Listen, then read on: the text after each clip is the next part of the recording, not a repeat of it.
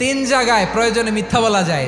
এক নাম্বার, আপনার ওয়াইফকে খুশি করার জন্য, সে একটু এরকম না বলে একটু কৌশল করে বললে খুশি হবে, ওটা বলা যায়। দুই নাম্বার, জীবন মরণের ব্যাপার, জান বাঁচানোর জন্য একটু কৌশল করে ঘুরিয়ে বললেন, এটা জায়েজ। তিন নাম্বার, দুইজন ঝগড়া লাগছে, তাদেরকে মিলিয়ে দেওয়ার জন্য কৌশল করে একটু মিথ্যা বলা, ঘুরিয়ে বলা যায়। দুইজনের মধ্যে দেখলেন যে সম্পর্ক খারাপ, একজনরে বললেন, ভাই সে তো ওই দিন আপনার ব্যাপারে অনেক প্রশংসা। কি আমার ব্যাপারে প্রশংসা? কি বললো? এই বললো আপনি নাকি এই করছেন ওই করছেন, অনেক প্রশংসা। লোকটার মন খুশি হয়ে যাবে তার ব্যাপারে, ঠিক কিনা?